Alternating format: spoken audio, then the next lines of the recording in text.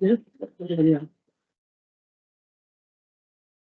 It's gone 2 o'clock, so welcome everyone along to our September Maniototo Community Board meeting, and I'll call for apologies, please.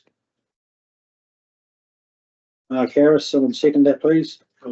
Stuart Duncan, all those in favour? Aye, against? Carried, thank you. Public forum. Russell, you're up first, proceed.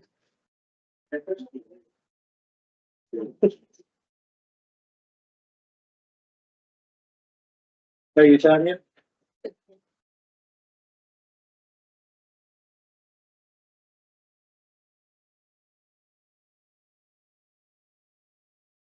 So firstly, thank you for letting us talk today. It's about streetscaping again.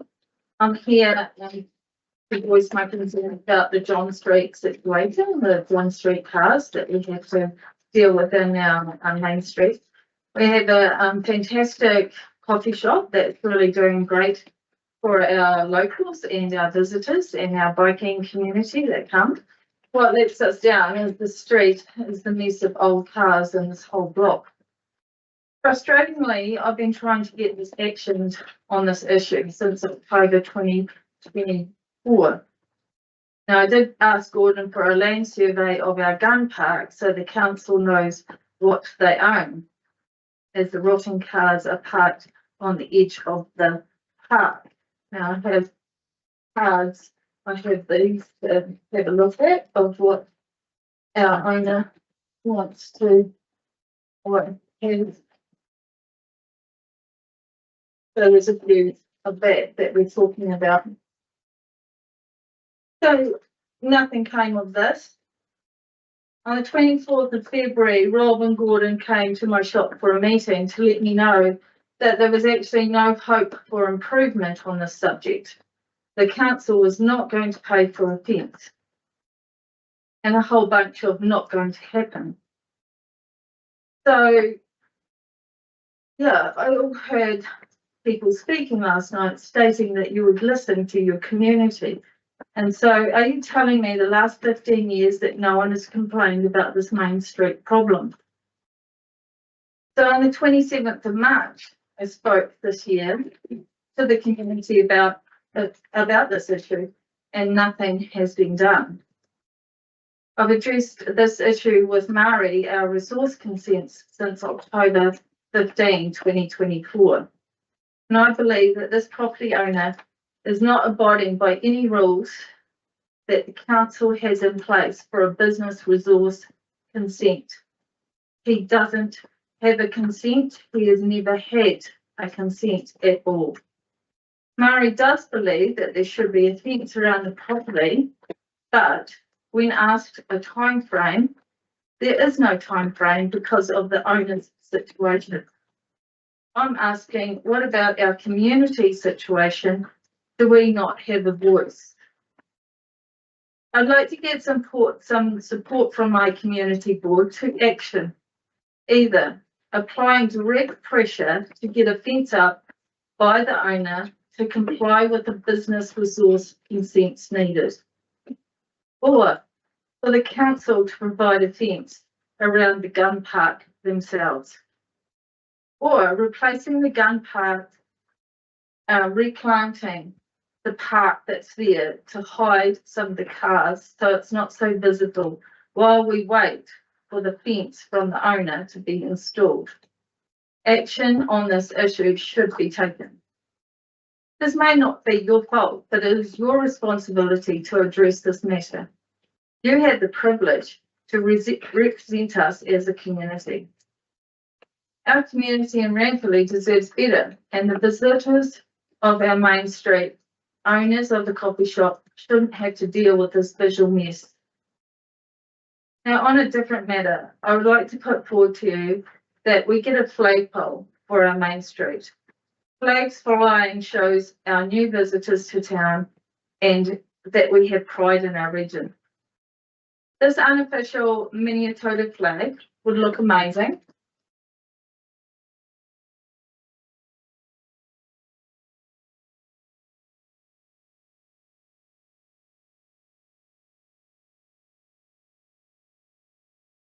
The reason I like this so much is because it supports all of the Maniototo as a community, one region, and one young person from our community designed this. We need to show youth that we support them, and a flag flying in our main street would do that. So I'm really wanting to have some change, and we need to embrace it. So thank you for your time. Thank you, Karen.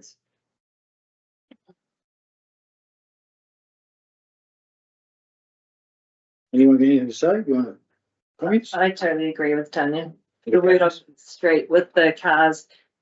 I counted out the other day. I was talking to a client, and I think there's 7 cars parked along. And I don't know. I was going to go down and see if they were all registered or warranted. I know there's one outside the vet that's not. So this wouldn't happen in Alex or Cromwell. Like, this is the main street. This is the hub. Mhm.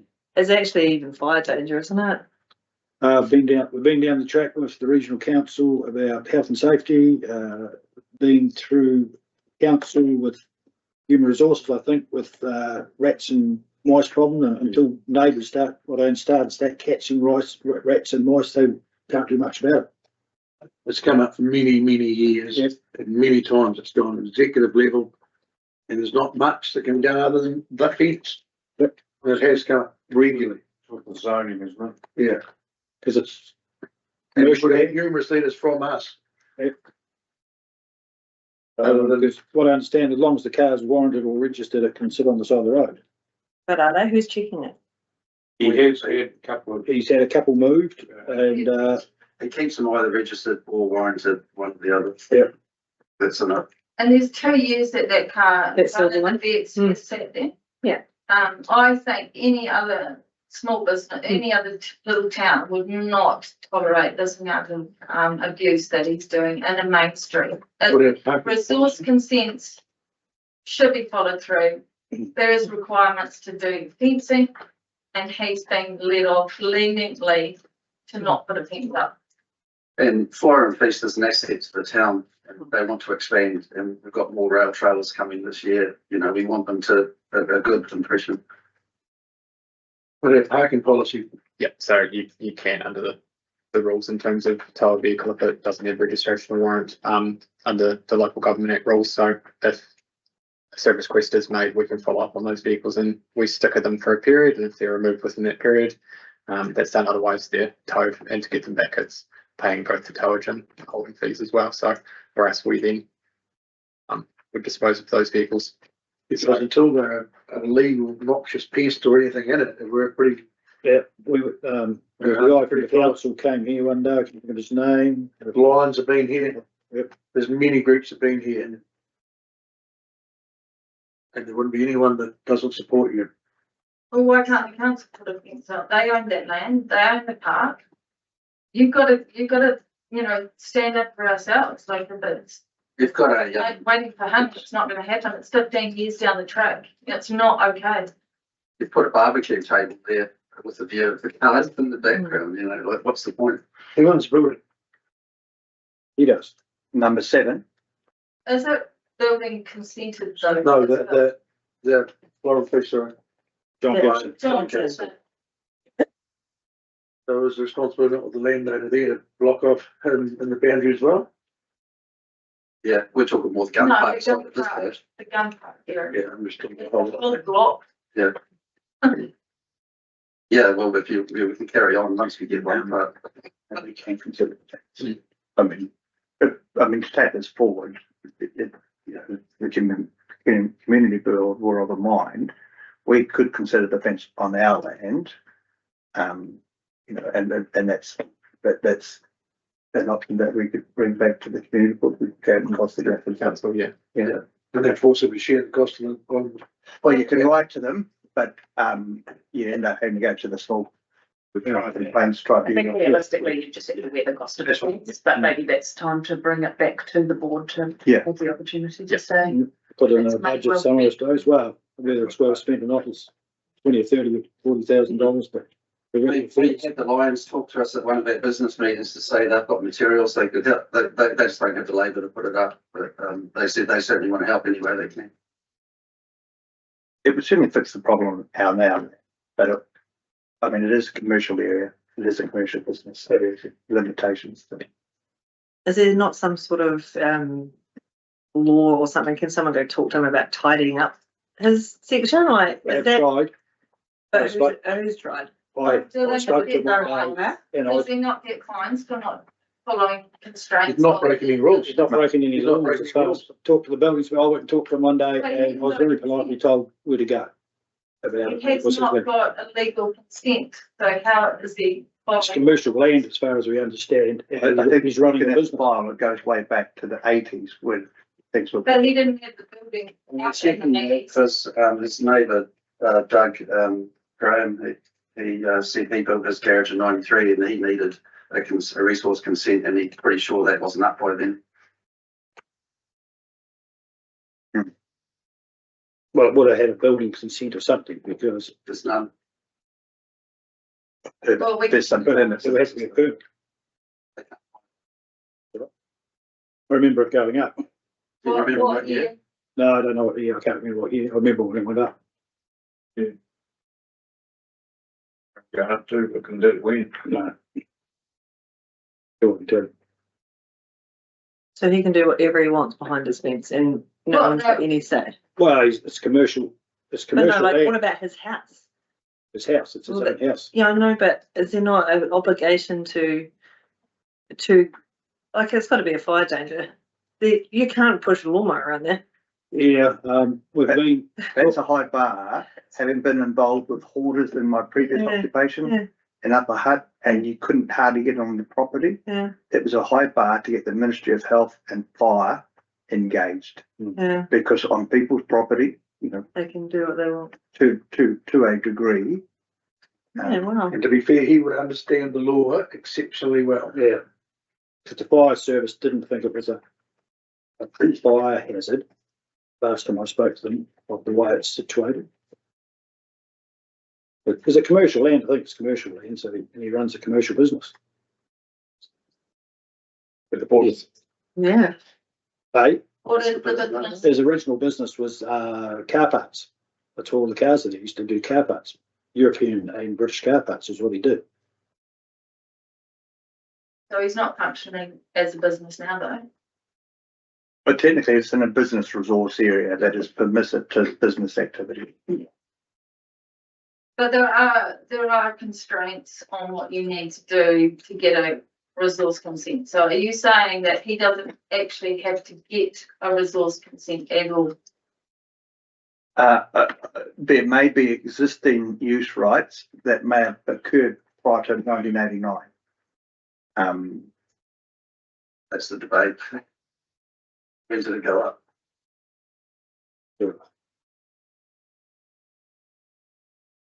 But no, because it's been here probably 10 years, it's come back to the table.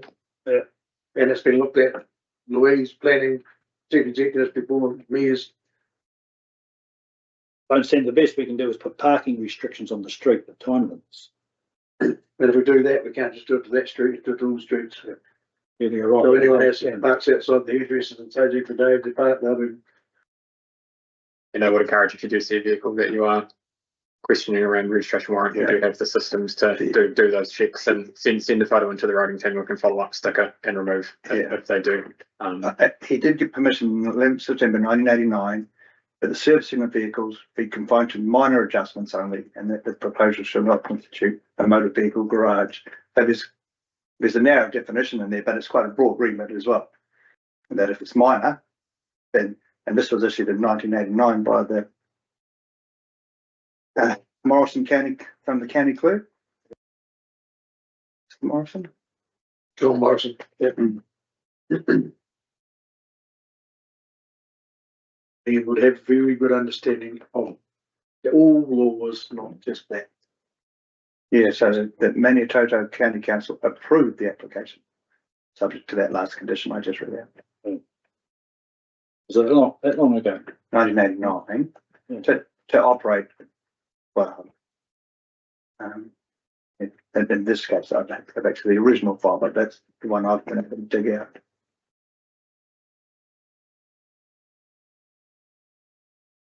frustrating. It is frustrating. Because he knows the rules, and if you go, like I went and spoke to him once, and it was a non-event. Like I say, should have putting parking restrictions up on the road. If there was an influx of rats or mice and it became a public health issue, What about chickens? because a Is there public an health influx? issue that triggers a whole. Well, they just walk different- around, they roam the streets, they're all his. Yeah. What chickens? His chickens, Have you got chickens? yeah. Oh, yeah, They- sorry, I've never they- seen. They're all over the footpath. The girls have to clean outside the Has he footpath. got roosters? Mm, Does It's got lots of he have cats. water running? Because sometimes he goes to use the bathrooms. Yes, that is, yes, true. Is it a health? Public toilet use every day. But I don't know, we had the health guy from the council here once, I Mm. can't think of remember what his name was. And he went over there and, Connected to utilities. yeah, and he had no problems on anything. Well, can he come back and do another check? Because how long ago was that? Oh, I should have, yeah, be Hmm. 3 or 4 Why years. can we do that? He does use the public toilets a lot. Hmm. He doesn't use them at home. But we can organise something with, We'll have a conversation around options. Yeah. There are, but, and we can have a conversation around how something like fencing could get brought back to the board or council for consideration. Yeah, it's been a fencing act in the first instance. Yeah. And then we can come back to the board with that. So we've done it before, but we give it another go. But at the very least, if the board was unwanted, we could do it under the council auspices on our land. That's right. And then we don't need his permission as long as it's on our property. We'll bring something back for the next community board. thank you. Thank you, Tanya. Russ, are you coming next? I got two things. First one, just for the rail trail guys for Colin Stevenson, actually. It's on the Ranfurly Sun sculpture, and there was an update brought up on that in the winter. And I'll just read out a section that relates to use guys. During our trail inspection with Doc, Trustee Ken Gillespie obtained verbal approval from Senior Ranger Ben Lawrence to remove some six popular trees to allow for the installation and seating for the sun.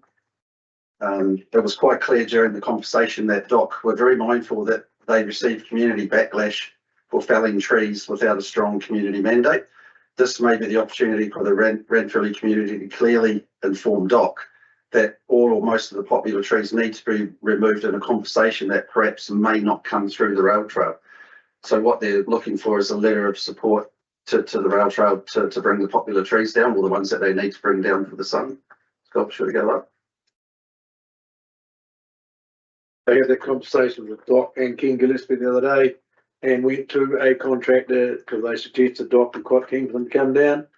And I was met with a very sound, those trees were planted by the community, people want them to stay. And I'm going, well, that's not what we've been told, and Doc would like a volunteer to take them down. At the moment, I have someone willing to take them down. But the same thing, there's a bit of community opposition, and so I hesitate for meant to be looking at doing it for some stage, but yeah. They identified when I seen with the 10 trees that they want to put down in that area, basically where the sun's got to go to. So I don't know where we So go. you're saying you want a letter of support from the community board? But Colin Stevenson wants something from the community of Ranfurly to say it's not just the rail trail that you know, so Doc doesn't get a backlash from the community that they chop the trees without asking. The trees are on their land or our land? It's up there on their land. Yeah, so it's there, right? But I think they just want something to say that. And they want because something you never voluntary. doing it. They're happy for the trees to go, Yeah. and they would like someone in the community to take it on themselves as sponsorship and clear the trees and take them away. And if the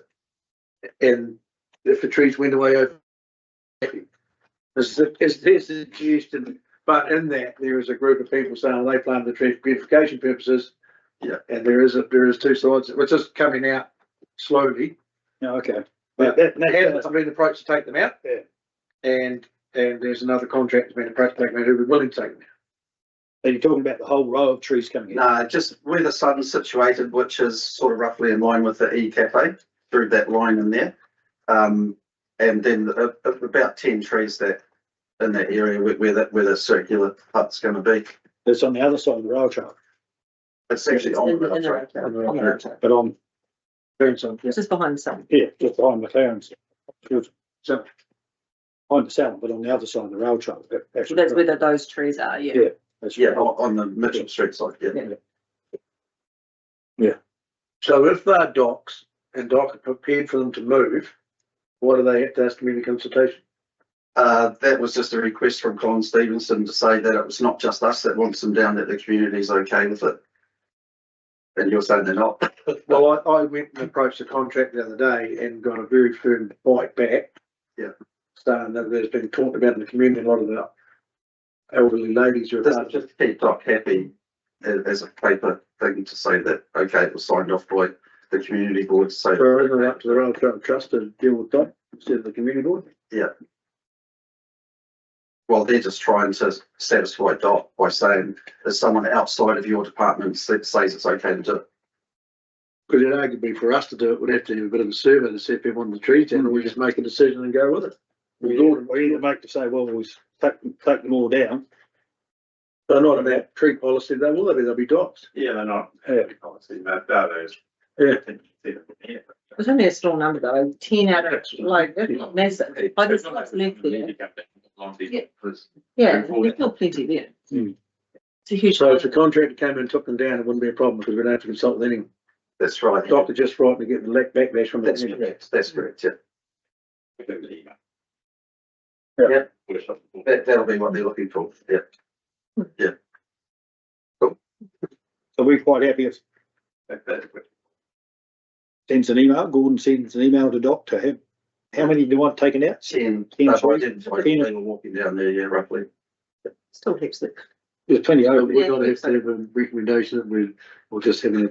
We're just having a discussion at the moment, but are we quite happy if Gordy does that? I mean, if we can move a motion that it happen.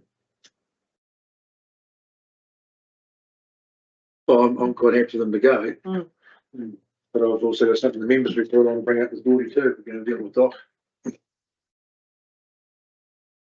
Right, is there a discussion for the next meeting, that's all. And it's probably a bit late to spell them now. In the spring, when it's starting to go, leaves, there'll be a mess everywhere. Well, I think you'll find that the contractor I was talking to would be doing them one Sunday morning, they'll be gone. Oh, that's right. Do we, okay, as a board, do we want it? The sun's going up soon, isn't it? Is that the plan? I believe the irons have been bent, it depends who you talk to. Yeah. And they're in Christchurch Yeah. and they're on the way down, and I've got this if you want to read it, it's a progress update and it's got the contractors, Coburt, Dave Coburn, construction doing the earthworks and all that sort of stuff.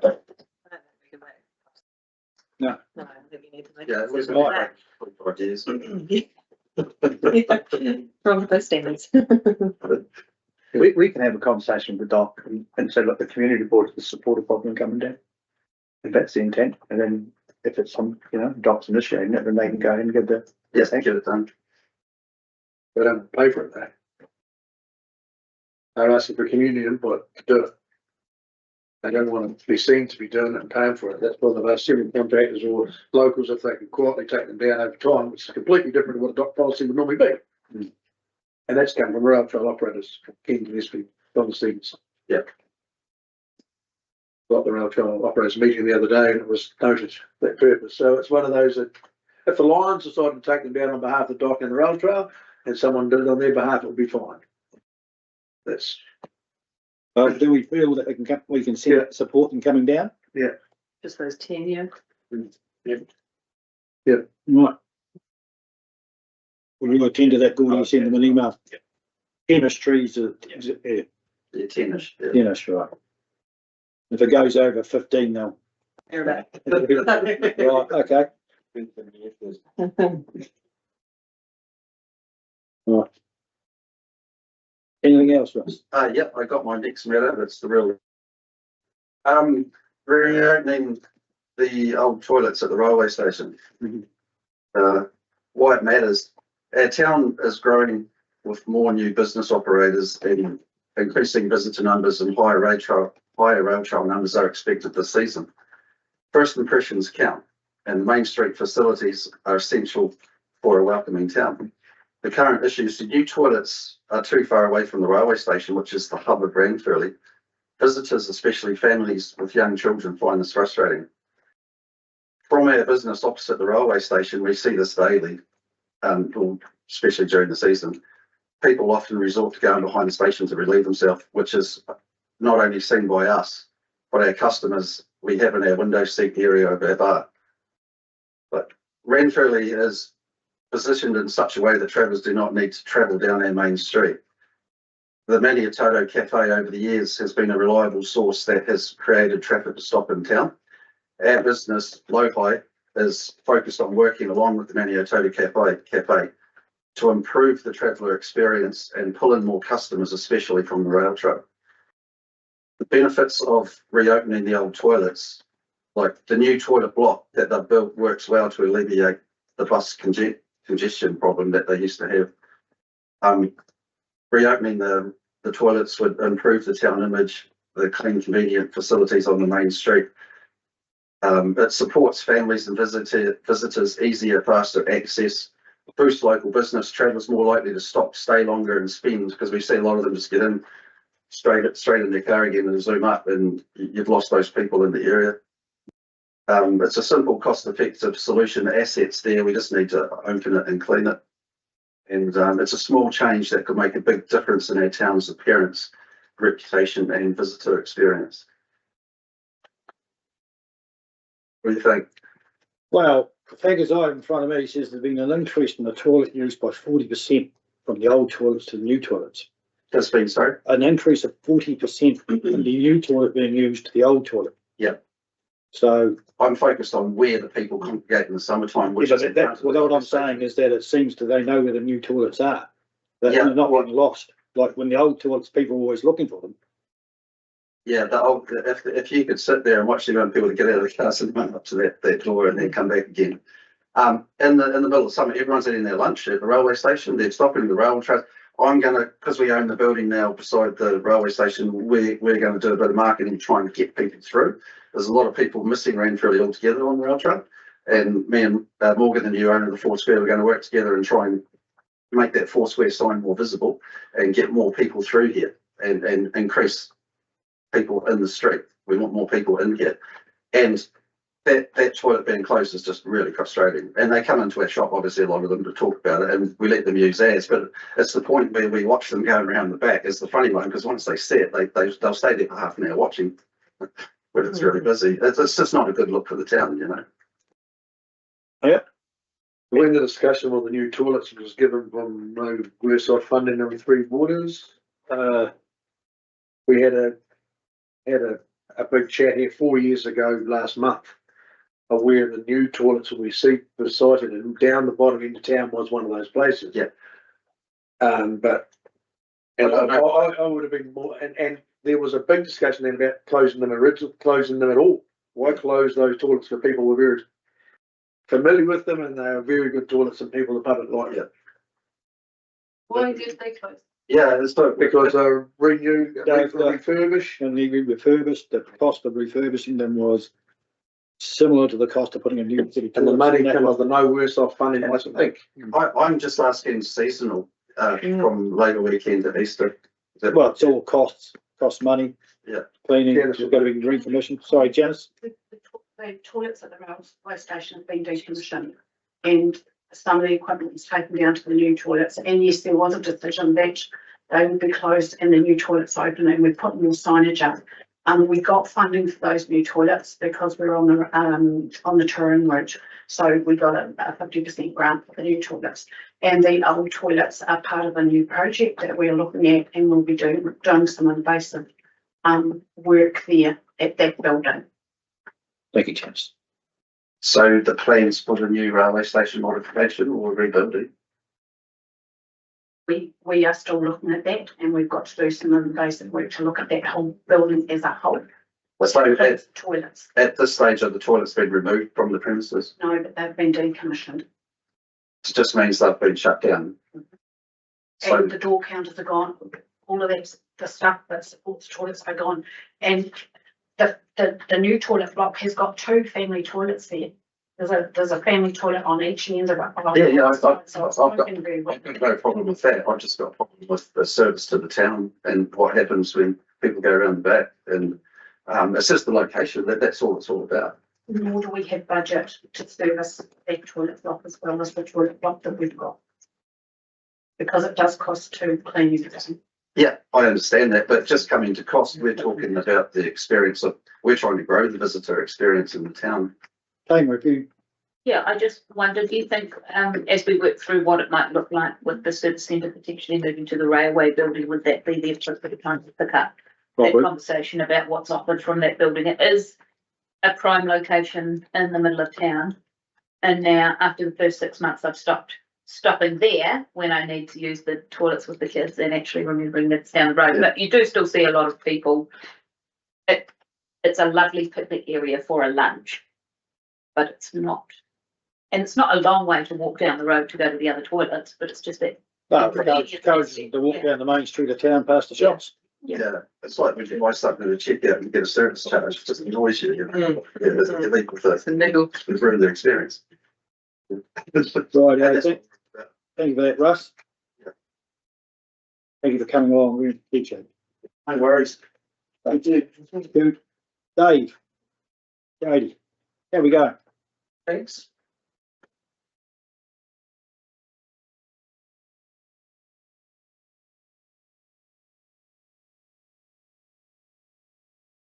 Yep, sorry. Do you want me to go? Yep. I'm here to request funding for our Dark Sky celebration event that we are holding on the 27th of September. It's not news that we are some 10 years on after the initial discussions about seeking accreditation as a dark sky community. In this world, when Naseby becomes an international dark sky community, created new growth in tourism. You will remember that before the Otago Central Rail Trail, tourism and the Maniototo were not things that were generally in the same sentence. Adding a new reason for the Maniototo to be a must-do in the New Zealand will provide new economic and revenue streams. Why are we holding this event now? Well, we are confident that our application will be approved and Naseby will become only the third international dark sky community in the Southern Hemisphere. The question I keep asking myself is, why didn't we see accreditation, if and when it comes, being so close? And the answer is that after 10 years, we can finally see that the light at the end of our tunnel is sunlight or perhaps starlight, and not just the glimmer of hope that we've been holding on to for 10 years. Are we getting too ready too early is another question that we've asked ourselves with this celebration, and I'm confident that we're not. That we are so close. We've stopped receiving questions from International Dark Sky about our application. They seem to be pleased with everything that we've said, so we're confident that we are very close.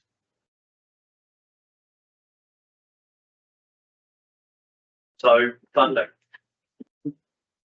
We're planning quite a big event, as you will have seen in our application.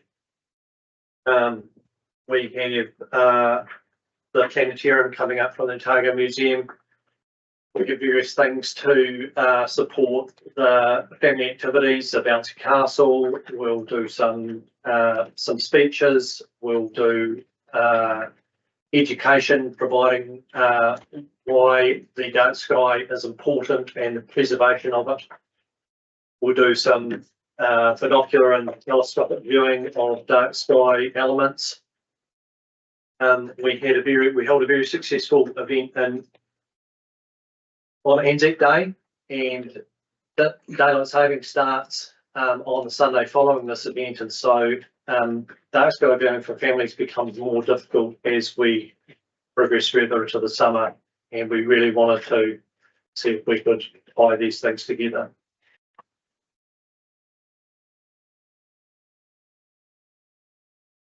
Any comments, questions? Is the Naseby Dark Sky separate to Naseby Vision, or is it all under the same? The dark sky is a project of Naseby Vision. Yeah, right. So Naseby Vision runs a bunch of projects. Probably the one that you've probably seen most recently is this tree stump sculpture. But we have other projects on the go. We've got a basketball court in planning. We put up a new sign on State Highway 85 on the Weetabix Strait, amongst other things that we do. Yeah. We've done a lot of fundraising this year, particularly around the tree stump sculpture and so forth, and so our general funds are running a bit low, which is why we're seeking so much support. The tourism part of it, is it starting to get momentum with night sky activity? Yes, here we are. We are starting to see. I mean, we've got Paul Bishop now. He's been trading for a few years, and he's starting to see that coming. We're getting a lot of astrophotography visitors coming to Naseby. We see some of the people that rent out accommodation providers are coming specifically for that purpose. So yeah, it is on the rise. Once it comes on the international camp, it will. And I think one of the unique things about the Naseby experience as a community dark sky is being able to view the dark sky from your backyard. You know, in places like Cheekbone, Glenorchy, you really are getting out into the wilds to view dark sky. Whereas in Naseby, you could do it. You know, I take my dog out, before bedtime, and sometimes Ross doesn't see me in. It's you can just be standing out there stargazing for a long time. Because globally, that is a very big tourist event, isn't it? It is. Very big business starting. Yeah. You have a busier time of year, would it be winter? Or long different hours? Well, the skies keeps moving, so there's various events for those that are in the know want to come and see. You know, this weekend we've got the solar eclipse, for example, which will be visible from Naseby, parts of Naseby. And as the planets move around, there's various different stars and so forth that are viewable. Some, of course, that are only visible down in this part of the world. Very good. Ellie, have you got anything you wish to add? Or? The only thing I would add is that to become a dark sky community is much, much harder than to become a dark sky reserve, park, or Sanctuary. The lighting requirements are much harder, much tougher. So to have a community engaged and to achieve that is not insignificant. So, should these guys get the outcome that they are expecting very shortly, it's certainly something worth shouting about. Yeah, and particularly I think also, Ellie, we have been working hand in hand with council right along this journey, and I must say that we are very grateful for the support the council has given us over the years. Plan Change 22 wasn't an easy thing for us to navigate, but thanks to council that became relatively painless, although it does take time and changes. You've obviously done a lot of work in the last 10 years. It's taken 10 years. Since first discussions, yeah. It's in that one go. I think that followed, sorry, Rob, I think that followed the first time that International Dark Sky Association talked about protecting the night sky and providing accreditation as a method for people to protect it. And some of our locals picked up on that and said, well, we've got a pretty special sky. What can we do to protect ours? No, it's 10 years. I haven't seen that long.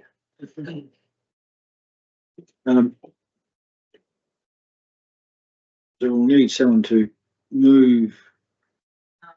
Just in public forums. Oh, it's in public forum, huh? Sorry. Yep. No. Any other It's just questions? a big family day out celebrating. It is. Yeah. Yeah. but a little bit more special. Yeah, it's cool. Thank you very much. Thank you.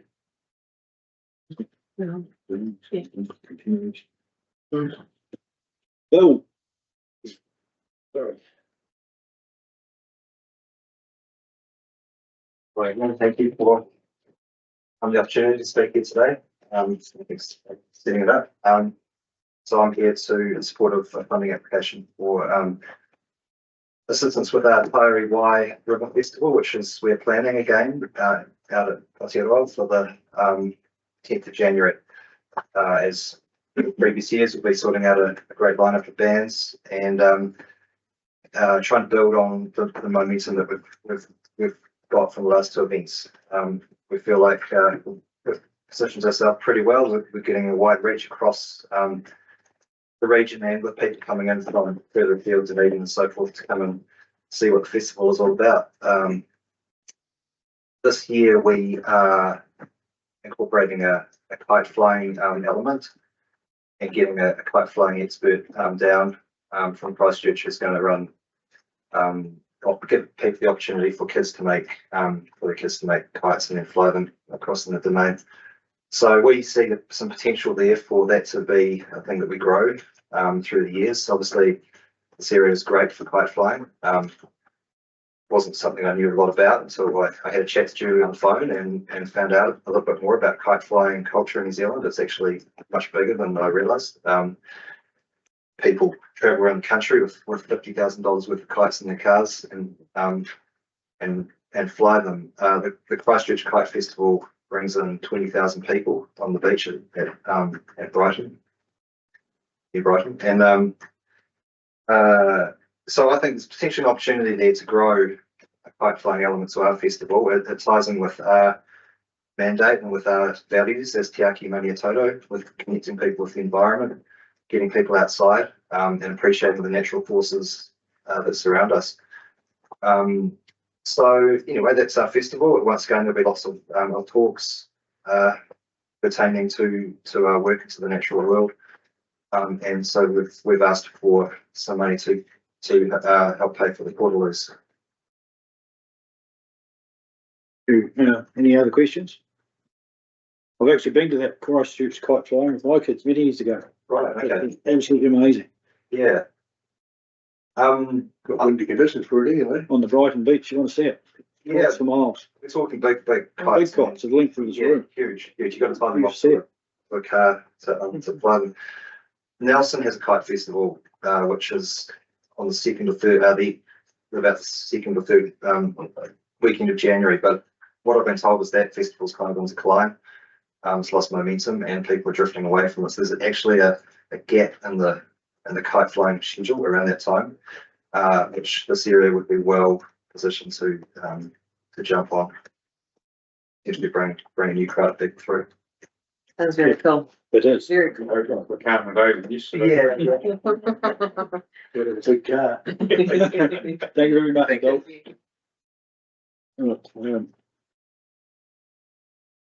Right, move along. Well, condolences. I'd just like people to stand for the deaths of Maniototo residents, Sandy Parker and John Strand.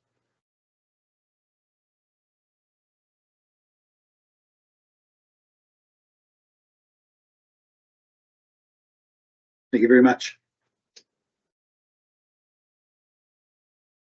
Can I please have someone confirm the minutes of the previous meeting with the true record, please? Duncan Howell, seconder, please. Stuart Duncan, all those in favour? Aye. Against? Carried, thank you. Declaration of interest, if you feel you have any conflict of interest in being discussed, please. Yeah. Alex. Thank you. How are you? I'm great. How are you? Oh, all right at the moment. That's good. I'm a really short procedural interlude, I think. A year ago, we workshopped the changes to the grants policy, including adding a chairperson's fund that let you address small but urgent requests for funding between rounds. And this is the decision making we need to operationalise that. It's out of the usual cycle. Usually it would be at the start of the training, but because we had the enhanced long-term plan, but just slightly off cycle. The next one will bring it back into line. And that's me. So you've all read it? Mhm. And I think it's good. I think you should keep it. Yeah. Makes sense. This one's been fairly quick in each board because we workshopped it so long Yeah. last year. so can I have someone move that? Stuart Duncan, a seconder, please. I'll see. Becky McCoy, all those in favour? Aye. Aye, against? Carried, thank you. Thank you very much, Alex. That is quick. Mhm. Ellie,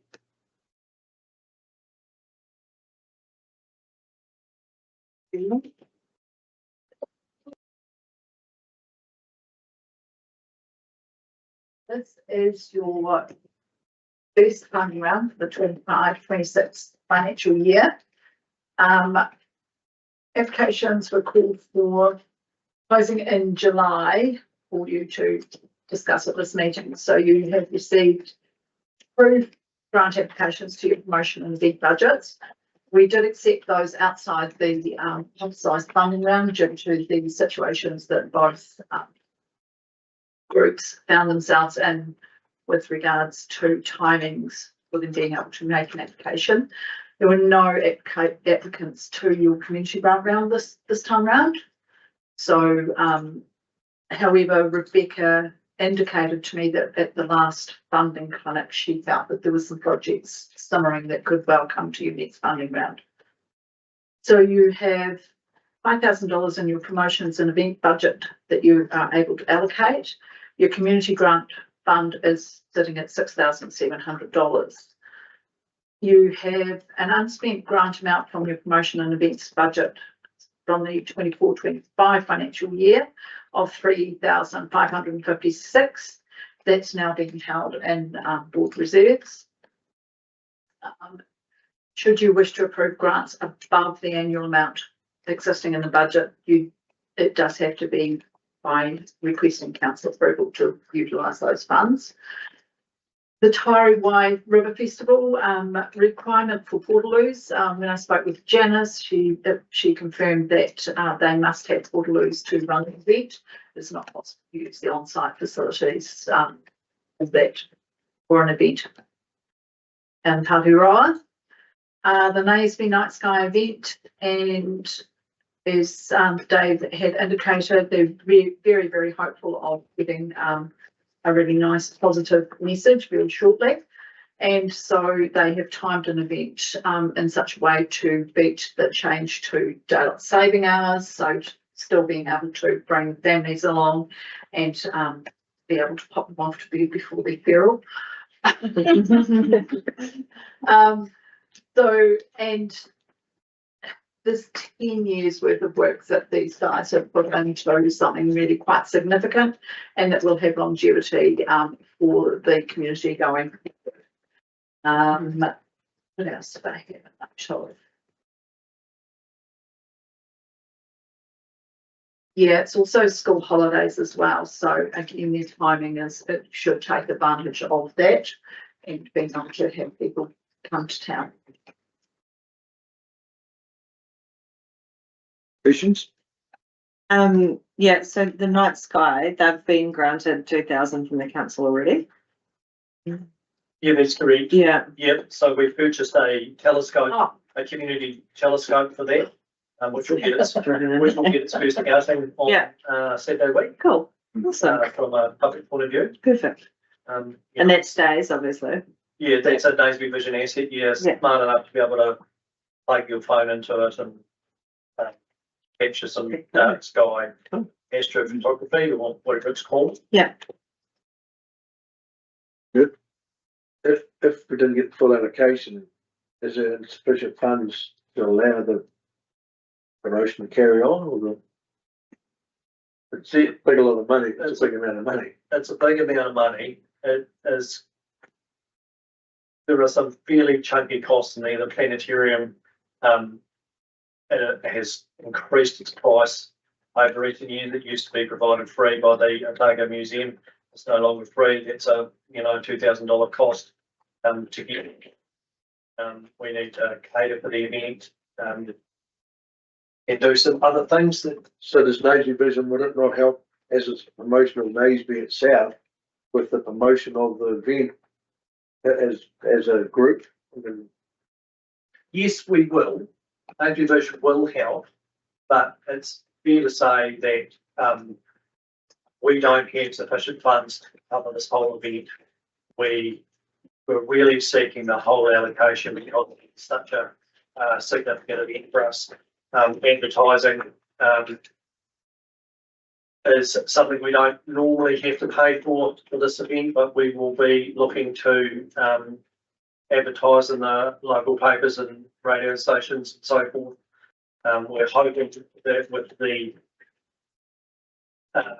if accreditation comes, that we will get significant media interest. As you indicated before, Stu, this is a big deal internationally, and we are hoping that this event will time with that announcement. But I guess the promotion work that is ultimately the benefit of Naseby Vision is of Naseby. And if it was a shared, if it was a shared. There's no benefit to Naseby Vision to do it. We're a community development organisation. Our job is to help the community develop in ways that support the community as we have. And this is, we've seen, we've had one resident has built a astrophotography shed in his backyard, so that he can take, he can, he's a crib owner and he remotely activates his cameras and so forth. So we are seeing some of that spending coming to Naseby. But we see this as a benefit for the region, really, not just Naseby, not just the Maniototo. This is a big fish we've landed. It sounds like it's like the work you've done and what the people that are coming. And the telescope you've got, is it going to be permanently mounted somewhere when you're doing these things, or just like at night when it comes in at night? Does it have its own mounting place, or you move it around? You can be portable. I mean, it is a big telescope. It's not quite. Its base is not quite a metre square, but we hold it in our storage in Naseby. We get it out for community viewing, and we let the community use it if they want to. You all happy? Yeah, no, that's great. Vicky? Yeah, you said there's like 3,500 from last year that's being now in reserve. So what does that mean? Like, can we get that back? You have to ask council to be able to spend that. Paul's probably the best person to answer the reserves question, but when I checked, that was the figure that was. So is that what happens when we don't give away all of our funding? It goes back into the pot and we can't get that. We can. Well, we can, but can we get that back? Goes back into the big pot, and then it goes to Sits with the community board. Yeah, it really does sit in the community. It's Your money. rated at community board level, so the ratepayers of the area have paid for it. The reserves are earmarked for community board, so I wouldn't be too worried about, given we've got two councillors here, but I think that the use of community board funds for community board purposes is what those reserves are intended for, so. To do that? Pardon? I don't know. Does that make sense to do that? To get that money back so that it goes towards? Well, I think we've done it once before from memory. It was total amount of the whole thing, or whether you stay within your budget line. Yeah. There's got some draft resolutions there that helps. So it's the general, you can give up to and to secure that amount up to the 5,000 and then still request council for the additional. So you could make a decision today to fund one, fund both, but request that additional piece from council at that next council meeting. It's depending whether you want to decide to give a lot. And we've still got another funding round next year, don't we? So we need money still in that Yeah, but for there's, more there, applications. there is a, and this gets me in trouble with the financial people and Janice group. There is an appetite that if we don't have applications coming in for funding, we cannot apply for grants funding to continue. Yeah. So ultimately, for the support of our community, the more grants we have coming in slowly over time will allow us to apply more grants funding in our budget rounds. Mm. So whilst we have, and not very often do we get a lot of applications for our grants funding. So when we do a long-term plan, ultimately, if we can say, well, look, this one here's 6, this is 14, this is, we're gonna get 10% here, 20% there, wherever. If we have genuine, and this is a classic example of benefit to community, and it comes in and then something else comes in, it might be the triathlon, it might be something else that's ongoing, then we can apply more funding, but we can't apply for retrospective funding or capital value sitting in that account. We can only apply once the funds have been asked for. Which has always been the issue because the hospital's been a big ticket item and maybe your church's been a big ticket item. If they're average over 10 or 15 years, you could have had 15,000 per year. Yeah. Wouldn't that be that budget big? So a lot of ways, the more we give, the more we can have a constant grants, which does benefit the whole region. Yeah. Better we will possibly be. Mhm. If that makes sense. So, yeah, so we can grant them 5,000 Mhm. and ask the council for the other 1,000. Mhm. Right. Mhm. And give the, what's it? Right, yeah, 1,200. Yeah, 1,200. Okay? Yeah. Because the ratepayers pay for that already. You would have to. Yes, ask council for that 1,200. And that's probably the better way of doing it because it gives you time. The tiring numbers a bit further out. Yeah, it's January, isn't it? Yeah. Whereas this is 2 weeks away. Yep. I'd like to vote for that. That solution. Yes. Is it on there, Sarah? Sarah's already done it. Yeah. Anything else?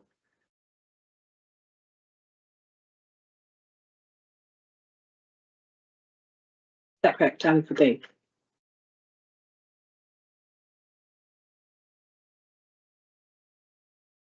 I can read from the distance. Okay. Yeah. And I'll get up close to Ah. From last year's one, yeah. Yes. Hmm. But we've done it one. Yeah, well, I think that makes sense. What was the law was 10 years ago, so Yeah. there was money there that we wanted. Oh, good times. Yeah. Duncan? Sorry? No? Ally? What, you need 2,219? There's 5,000 in the From budget. D. No, 1,000 from. There's 5,000 in the budget and you're looking for 7,000. 2,219. Sorry, 2.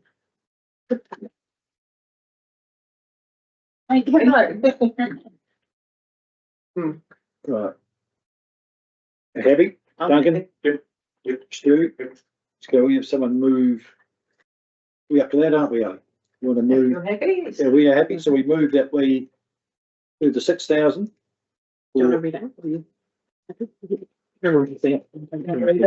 Right, then we'll give you 6, days we put in. 5,000, we asked for 1,000, correct? And 1,219 for the Tiakiti Maniototo Apatari Walleye Festival. That'll be in January. Subject to approval council. Subject. Yep. So you've got 5 plus 1. Yep. 12. Yep. Understand you right? A, B, C, D. So what happens if the council says no? Could they say no? Well. Did they? do The not- council were undertaking this process as well, not the only board. Yeah. Yes. Yeah. But that's, I mean, you don't want to see Tyree not get there. Well, we've got a people. Move it in B. Yeah, but I have to pay. Yes. Yes, I'll move it. I'll second it. Stuart, second, so Beacon will call move. Don't see it. Well done. Duncan Helm, seconded. Can all those in favour? Aye. Against? Carried, thank you. Thank you. Thank you very much, Sally.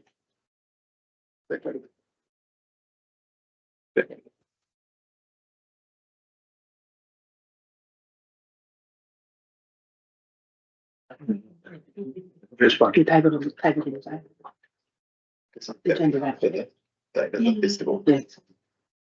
Oh, That's one. Okay.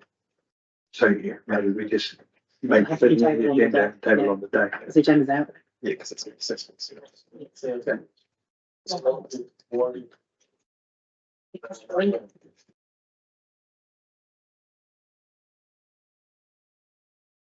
Mark, all up to you. Right. Dora Tākaro, as we come to the end of this triennium, it's timely to reflect on the huge amount of work the Maniototo Community Board has undertaken and the progress made across the ward. The board has been a strong and consistent advocate for Ranfurly, Naseby, Pariaroa, Waipiata, Aturihura, and all of the roads in between, ensuring that the unique needs and aspirations of your communities have remained front and centre in council decision making. I want to sincerely acknowledge the commitment, energy, and passion the board has brought to its role. It is through this partnership that so much has been achieved. Key highlights over the past 3 years include improvements to the Ranfurly streetscape, support for heritage initiatives including plan changes to protect the unique architecture, Naseby's Dark Skies plan change, and approval of funding to support the new multi-use turf at the school. The board has supported many community events as well, like the AMP show and the Ranfurly 125 celebrations. Of course, the journey hasn't been without its challenges, from rising costs and reform pressures to the complexities of maintaining services across a geographically diverse ward. Wild weather has continued to play a huge part in the work required in the Maniototo, including bridges. The Maniototo Community Board has steadfastly championed the cause of the people of the ward and achieved great outcomes by working collaboratively with council, even when we haven't always agreed with where we've begun discussions. I want to offer my sincere thanks to each and every one of you for your dedication, commitment and enthusiasm over the past 3 years. This triennium has tested us all with reform, misinformation, economic pressures and real hardship felt by many in our community. You've shown up not for recognition, but for the people. You've made courageous, informed decisions with the future in mind, and that is something to be proud of. The secret is well and truly out. Central Otago is the place to be today. The Maniototo today is a long way from the Maniototo of 10 years ago, and the Maniototo of tomorrow will also evolve, bolstered by a thriving business community. In closing, I want to acknowledge that democracy is not always easy, and in some places right now it feels particularly testing. To all of you standing again, thank you. Your willingness to serve, to listen and to lead is deeply appreciated, especially given how many hats all of you wear. I wish you all the very best in the weeks ahead. Thank you. She must be talking about you. Right, can I have someone move that report be accepted, please? Duncan, and I second it. Stuart, Duncan, all those in favour? Aye, against? Very thank you. My report. I haven't got too much. Now, there was a bit of talk about lights on the highway, the council responsibility. I see they've all been renewed, most of the power board have been doing, and some of them been changed to LEDs, I get it. So the old historic or heritage style lamps, we've managed to find a repair for those. In terms of there's stock for doing 1 or 2. So as we continue to have challenges in that space, we'll work through that, but we're having conversations with the NZTA and all those. Yeah, I've seen them done all the highway ones that have been out, fixed a few of them, and it's really good. Gordy, I was going to ask you about the sprinklers down at the kids cricket ground. I see it all. Yeah, he said we're just waiting for the grass to germinate. But partly open to do, and then a week, 2 or 3 weeks, probably be open. Yeah, if the grass comes up. Only get a little bit of just Yeah, I looked the other day and because there was a few sprinklers we had concerns about that weren't sitting from the old lock. Have they look like they've been repaired? They've been fixed up, and so when they do the testing, they'll do another round punch. Yeah, we're good. I had a wander around with Patrick Keenan and EJazz one day, looking at Paul Jacobs rather, at the temporary water treatment we've got for the what is that? That's good. Yeah, so when they look, that's good. The phone stops going, doesn't it, Becky, when they're not boiling their water? It's a good outcome for us. I was back at the Turihura Domain. The trees are all down, and the plumbers are in there doing the new septic system. I think they're just waiting for the building inspector's approval. Right, gets filled in. I had a wander up the Falls Dam Road with a couple of farmers who aren't very happy. Did they ring you? No, it's pretty rough up through there for winter, and all they're concerned about it, it's only like 1 grade a winter, 1 grade a year. I mean, it's a very well used road. And it's the worst bit is from the highway round to probably just about Falls Dam turn into the huts. After that, it's actually not too bad. There's less use, but it's a well used road. I mean, can we actually look at getting it graded more than once a year? Yeah, I can Talk to Roading about it. Well, would you like me to give some more context now? Yes. So one of our commitments through the 24-27 long-term plan is looking at an unsealed strategy around how we manage our unsealed roads, and then in that we have the track, and that's an example of a track. We also have other tracks in the district, Pulver and Onslow, and ones like that that have high use and recreational value and everything like that. So 1 grade a year or a one Scott solution for all our tracks is probably not appropriate. So we're looking at what sort of looking at basically putting our tracks into different priorities, and there'll be some that have that recreational value versus some that do actually need 1 grade a year, and that's appropriate. So yeah, there's plenty of roads around it, little short roads like White South Valley Road probably wouldn't be great. But there are another Athenaeum roads are a classic example, isn't it? Too, like it's You'll be living at your peril.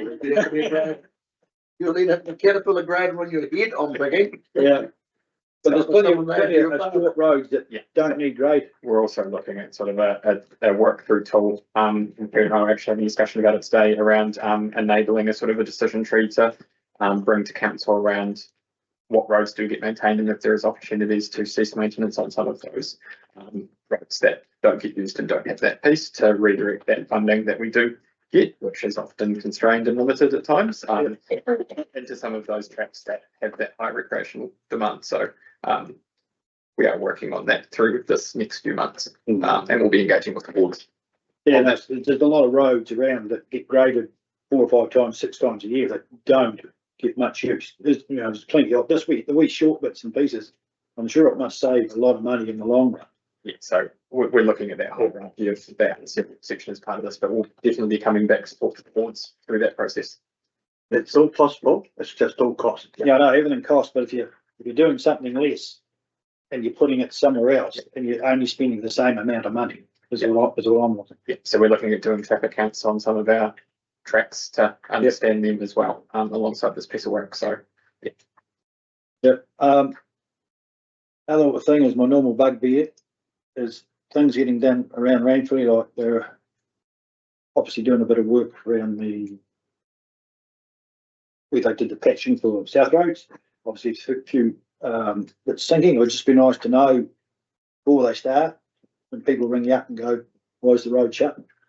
Why the road signs blowing across the road, etc. It's just a text or an email that they're starting. It's much easier if you can answer someone exactly what's happening rather than just take a guess. I've been involved a bit with the Hills Creek Stockwater scheme. So this is the group of farmers that have raised the money themselves, and they've put in a water line from Hills Creek right round through to what do they call that road? Burlow Road, right down the Ida Valley, both sides, all self-funded. The Stockwater, it's been done by Parker Earth Moving. It's a major job, major achievement for what they've done, and it's all self-funded. They're lucky enough to get onto what they call the green loan, isn't that right, Stu? What they call it, and get a bit more money. So it's just about ready for the startup. So it's been a great achievement for what they've done, considering a lot of the farmers have done voluntary work, spending hours and hours sitting with lawyers and accountants, farm advisors trying to get it to work. That's really good. And the other thing I got is just like to thank the staff, Quinton, Sarah, Peter, for the last 3 years helping us getting through stuff. Gordy, everyone that's been turning up. Janice for holding my hand a lot of the time, not kicking me up the backside too much. And our elected members, Becky and Duncan and Stu, and Mark and absentee. and for the work they've done, and particularly the fact that you've all put your hands up again. And even though we've got opposition, which I think is absolutely great, you know, we've been on about it for how many years, Stu, to get people to put their hands up and stand for these positions without getting their arms twisted behind their back. Isn't that right, Becky? That's why she walks funny. But yeah, once again, thank you very much. And you never know, there might be 3 new community board members next year, next month, sorry. And yeah, so and Tama, thank you. Wish you all the best in your election. Right, see who we see in a month's time. Thank you very much. I'd just like to move that be accepted. Those in favour? Aye. Against? Very, thank you. Right. We're going to start. You want to go first, Stu, for a change? Can do. Yeah, well, look, we've been pretty busy. Went lucky, fortunate enough for elected members. Potential elected members had a walk around the new facility at the Cromwell the other day. Tracy and I teamed up and went up there. It's an amazing facility, quite spectacular. And after long debate and probably the Cromwell Community Board pushing the boat out for wanting more and more, it's going to be a fantastic facility for everyone in Central Otago to use. And really, it's very, very big, but very, very cool. So really, really good if we can, in the future, make sure we see how to fund that correctly and have events, because with the potential growth that we've got, to have a facility like that would be pretty amazing. I had a meeting with ORC and the irrigation company the other day about the gravel bar and the Styx Bridge under the Styx Jail. Tracy and I and the roadie manager had a meeting up there a while ago, trying to get the district council to see if we can get into that gravel bar and take it out, A, to lower the river, and B, to get the gravel for the Styx roads. And for some miracle that has happened, the regional council decided it's fine to take gravel out of the rivers now. And the last thing, so 3 weeks ago, you couldn't do that, and now you can. So it was quite a momentous occasion. In that, would be nice to get the gravel out and see if we can get some to Parkburn to see whether we can crush it. It's good enough for roading, may not be, but maybe a blend.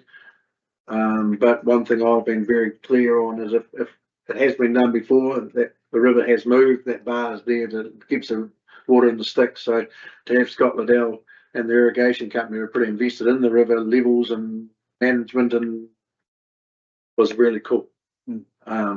So work has started with QP and maybe Fulton Hogan and contractors. Since then, it looks like only about 200, 250 metres a year, and every year can be taken out. So whether the ORC might be able to allow the least block to take out first, and then every year do that. But we've got plenty of road reserves up there, so to have a gravel source potentially, and I know it's a bit dream world to have a gravel source that fixes the flooding issue in the Styx and fixes the issue of the river changing where it did because of use before someone turned the river, and it's going to hopefully a very good solution, and plus it may give us a gravel source that we can use for roads. And in the Styx Valley, there's not a lot of good gravel to use for roads, so if we can get a measure, it'd be great. It's had been 3 days on and off, in and out of the solar farm hearing. That was interesting. I thought it was very good. There was very good discussion, debate on both sides, and our job and role was to be neutral in those situations. And so that was good. That everyone had their say, and the hearings panel asked a lot of good questions, and that was pretty cool. Very good speakers. Yeah. When you thought about these are people that don't normally speak publicly. Yeah, and I know, very well. That's how it should be. Independent commissioner takes the pressure off our own commissioners within council, and professional commissioners doing that, and people having their professional say. So I thought that part went very well.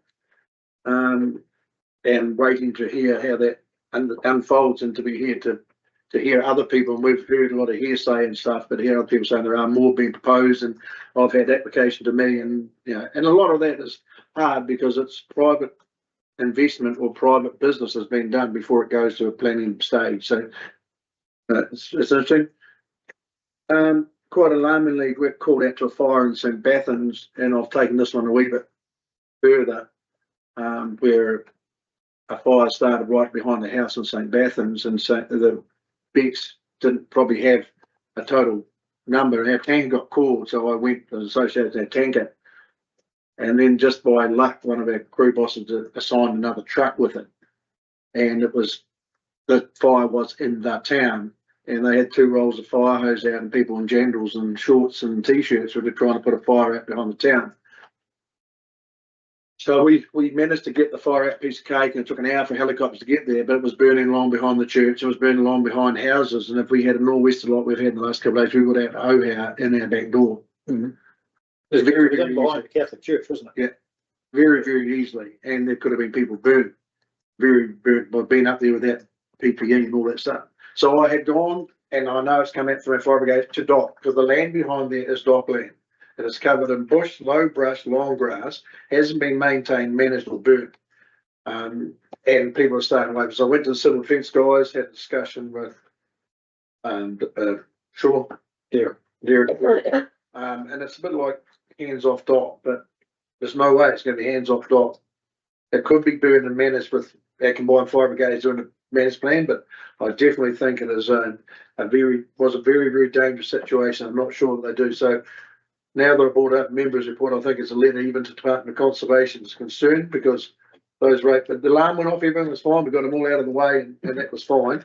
But we were an hour away from helicopters, and if you have any little rural fires like we do, 20 minutes fire can travel a long, long way. So it's just something I want to note it in an official capacity, because we don't know how these things happen. And in that, the group in Naseby have been ringing me regarding getting rid of slash in around the township for exactly that reason. I've been having negotiations and discussion with QP, and they want to know whether some of that slash, or we took a mulch at Naseby, or they put the slash in a neighbour's paddock. And so Labour weekends a period where a lot of the townies or cribbies will come to Naseby, because I know one of the members of the group up there had friends that lost 2 houses and no house. So it's pretty real and pretty raw for some of those people.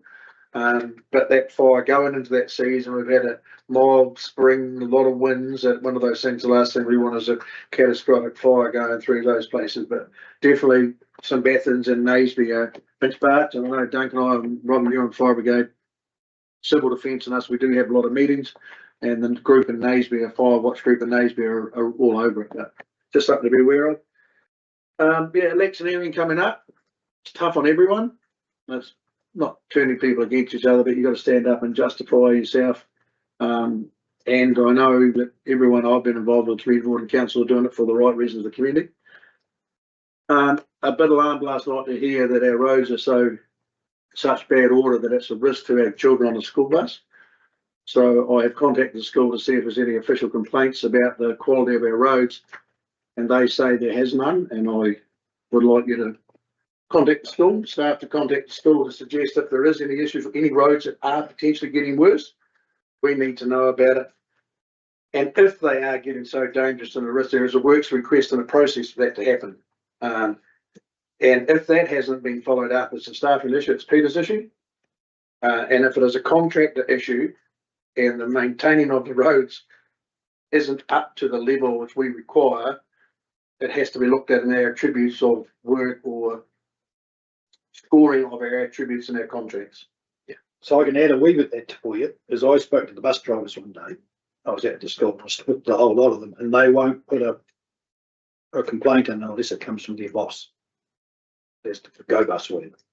It has to come from them. They can tell their boss, but their boss is going to send the complaint. Well, whoever has got the issue, whether it's the school. Yeah, they could name everyone. One of the most important things in our road and infrastructure is safety, and safety is a key priority of how we run our road network. If there is a safety issue, it must come to this table so we can deal with it. So it's quite alarming if the community or members of the community feel that that is an issue and we don't know about it here, I guess is the issue. Yeah. Because we can't action unless we get that. Yeah, and I'm sorry, I heard that this morning. I had a look and we've had no dispatches with regards to grading or anything here, and the school is normally pretty proactive around weather and reaching out, and we look at what routes they are concerned about and if there's any adjustments we need to make to our program for that. So we haven't had that feedback. It's really hard for us to make adjustments and work with our contractor if we don't have that. So I encourage anyone, if they do have concerns, to and I guess it's the last thing you want to be as a head of the roading team, to go to a public meeting and find out you're getting blindsided because the kids can't travel on a school bus with whether it's right or wrong or it's just whatever. But that's just an issue that obviously there is a process to go through, and if it hasn't been followed, then education there. But the same token, it is good having rigorous debate. The community is, you good luck to everyone standing. I think it's a tough gig because it doesn't measure the value of the work that goes on behind the scenes or the phone calls you get at 8 o'clock at night saying this is not right or that's not right. So I wish you all the very, very best, and especially Kona. You know, you've come in there and you've done an exceptionally good job, and moulded a very good council. And I know that a lot of those people in the next meeting will be pretty sad, and not all of them are going to be there, which is a shame. Because I do think that it's if you retire or you do lose your seat, your computer's chucked in and you just walk out the door, and you know that's it.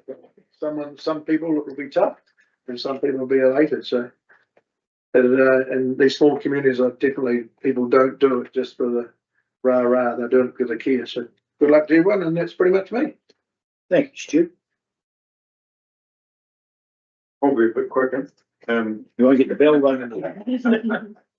I've got very little actually. I've had a farming wise, it's been a pretty busy month. I did go to the solar farm, a bit of the solar farm consultation down here, and I'll echo the point, there's some pretty good speakers there. And met the candidate, went to meet the candidates meeting last night down the Rugby Club rooms, and it was good turnout too. There might have been 60 people there. Initial thoughts was there might have been more sitting up the front than there would have been sitting in the audience, but quite pleased to see a good turnout. And just wish everyone best for the upcoming elections, and why not see you back here? Anything can happen. It's good to have an election. It's great. Yeah. Vicky. Me, so starting off with the water. So even though it was pretty frustrating, the community were pretty open and honest about it. People that I spoke to didn't boil their water, and you know, it's what it is. But it's fixed for now, so that is good, especially going into the rail trail season. There's been Maniototo ice rink up there. I don't know if you guys know, but they've had some massive curling camps for kids up there. And this year, over the school holidays, so I wasn't here last time, so the July holidays, they had 50 odd kids up there, and some of them come from Australia. And that was all done through NZ Curling, but the people coaching were all volunteering up there. So they really want to grow that, and I think that's pretty cool. Again, just seeing different people coming in and these kids that are curling, like the opportunities for curling is pretty massive. So just reiterating, it's just such an awesome facility up there for that curling rink. As well as that, they had the Great Naseby Water Race up there, and they had a record number of athletes competing out there, so 250. So I asked the organisers how big could it get with what they've got up there, and they said probably about 300 would be where they would sit at for the total. But they said it was an amazing weekend, and even though the weather wasn't great for them on the Thursday, they had the winner absolutely obliterated the record. It was pretty cool for a 100 mile. Is it 100 miles, 200 miles, whatever it was? 200 miles. 200 miles, yeah. And he's local. Yeah, from all. Yeah, which is cool. And then the pub to pub, which I don't know, Stu, did you enter that? That was a great success. I was there at the start, encouraging people to run and be fair and competitive, and I was there at the start, not the end. Not the end. But it raised $7,000 to go to the rescue. Yeah. Or whatever. Awesome, and they're just going to keep growing it. So Mark Button was very appreciative of the support that he got from the trust. Yeah, which is pretty cool. So they just, I said, are you ever going to turn around and go uphill? And he's like, probably not, but but that was pretty cool as well, because it's just another thing that's bringing people in, which is really cool. And then just on that, I suppose, I think I was probably a deer in headlights when I first started 3 years ago when I got the shoulder tap, and I thought, this will be fun, this could be easy. It wasn't easy, and I don't know if it was a lot of fun, but I've learnt so much.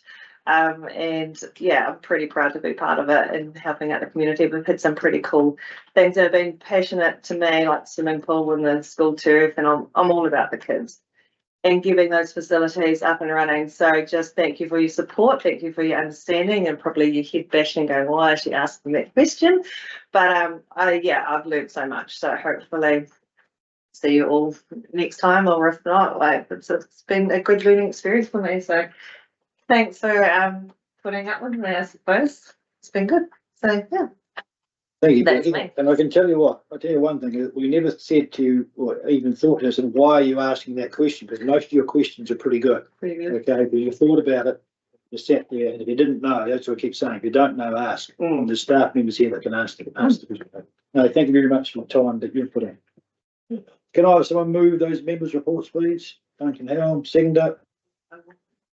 Cool, all those in favour? Aye. Against? Carried, thank you. Government's report. You're in it. You better go. Get us a job with the veterans, yeah? Thank you, Gordon. See you next time. Hey, Gordy. What was the last time? See you, Gordy.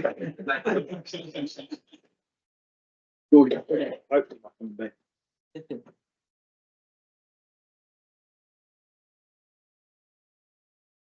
Wasn't just one, Just the one, I'm not. just progressive, that's it. So I'll move, is there anyone will move that governance report? Becky McCauley, the seconder. Yeah, Duncan, all those in favour? Yep. No, you didn't. Patrick, Yeah. you just Okay, gonna get Gary, thank you. Good to know. Right, the date of the next meeting, for those who will be here, He'll do that in the meeting. are they gonna do that now? Or towards the meeting. Do whatever you like. Right, come on, big boy, get up here. Yes, or try.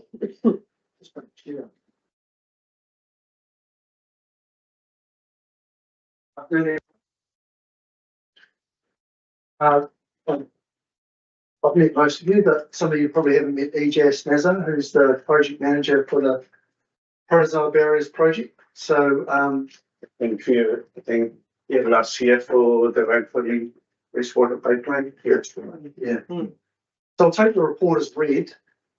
This was put up to the full council session on August 27th. The report itself hasn't changed, but the progress on site has changed. Obviously, we've got a lot of work happening both at Ranfurly and Maniototo. Construction work happening, crews working on both sites. The two slabs are about to be poured, and the containers have arrived in Alexandra and are getting fitted out. So you're right, the protozoa barrier is in place for Ranfurly, so you don't have to boil your water, but these are for the two permanent water treatment plants that will be put in place. So pretty brief overview. We were here anyway, so we thought we'd done this neck of the woods. We're happy to take any questions or that you feel if you need it. Yeah, I had a wander around Ranfurly with Paul the other day, and he showed me the temporary one. Oh, yes. Had a look in there, and he says that the new one's just the same, except it's got something in it, but twice the size. A UV. Got a UV in it. Yeah. So that one's come from Selwyn Yeah. District. Philipsy provided that. Yeah, so these are brand new, built, fit for purpose container plants. Yeah, this was very permanently coated. Yep.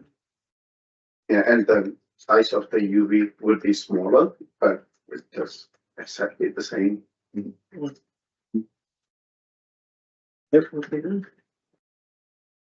But it's still, Solution, really. It is, yeah. Good concept. Rather than having to do a full Monty and build a new building and everything, you can fit out a container plant and put it in place. And so, you know, as you know, Taumata ROI has been requesting that these be in place, so it's looking pretty good at the moment that they'll be in by the December deadline that's been requested. so if they're not in by December, what do they do? Do they come Gives a along? boil water notice. No, Do they come along? that's why the interim one's Yeah. there. It's like a Peterai, if it's not in a Peterai by the due date, what do they say? Do they come along and wave a big stick at the end? Potentially, but if you're getting water anyway from Ranfurly, that's why the interim protozoa barrier is important, because it mitigates that risk. But the date's the issue, isn't it? basically about, us as a local authority meeting our commitments to Maniototo. Very fun. Yeah, we've got a similar situation at Cromwell as well, where we have to put an interim barrier in there, so, So obviously the capacity will be for maximum capacity. And that also is a problem like Sapeta Roa and Aisley, because you've got such a small unit water use, but you build a capacity for the main flow of the season, don't you? that's correct. And Cromwell will be the same. Can you not take the one out of here to Cromwell for the meantime while there's lower capacity in the summer till we do it? Is there, once you get one going here, can you not plug it beside the other one in Cromwell? Like, is it? No, that's what we've done, we've got a plug-in for Cromwell as well. Yeah, that's one we borrowed from Queenstown. Correct. But is there a need for us in the future to have one that we can put into a plant if something happens, or they don't malfunction any of it either? They're pretty good. Only evolved. No, not at this stage, I think we're okay, they've got, programs that needs to go in, so. But the good thing is being able to work collaboratively with QLDC. I mean, it's a whole nother project, really, you don't really need to go into that one, but this one here has been great with the operations team, you know, working with Hilltech and Selwyn to get that one in pretty quickly. And, yeah. And the new UV units are already in Alexandra, so be good with the problem so far. That's good. Cool. Excellent. They actually moved really quickly when we had to, didn't it? Yep. But you had all the stuff ready to go, didn't you? Put them, you'd already got them. You had it. You tell them you brought the gear ready to go. For which So side? these, both sides, didn't it? For, Ramsey and Paddy Row, we had, as soon as we've got the contractors in, but for Cromwell, we pre-ordered the UV equipment itself before we procured any contractors, because we knew that that would affect the critical part of the project. But, you know, we've had other delays with other components, so. Yeah, we checked with the supplier for Anthony and Paddy Row, so they said like it's pretty out of the shelf item, so we can deliver in 4 to 6, 12 weeks time. That's why we did an order of 1 for. But on the overall, all our drinking water supplies are pretty good. Yeah. Very good. Yeah, I think so. Yeah. The table tap on anyone? Yeah. Well, I mean, it came out yesterday at the candidate meeting that our water was terrible, it's brown, and it's not, but it's not.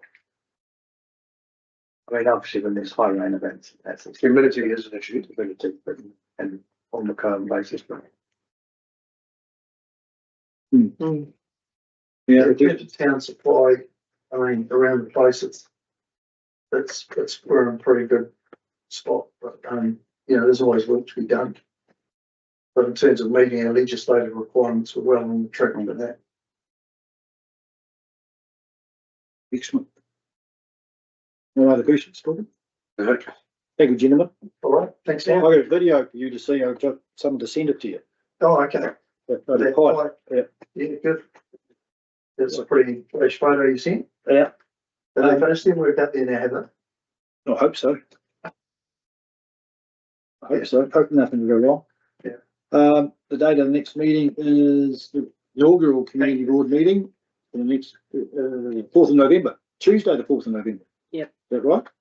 Are they moving from Tuesdays to Thursdays? No, that's just the one. Just a Yeah. quick meeting. Yeah, usually time to them. And is at the end of our meeting? Yep. Thank you very much for your attendance, everyone. And we've got a Got workshops workshop. shortly, but I'll just close off this link and then it's done. There's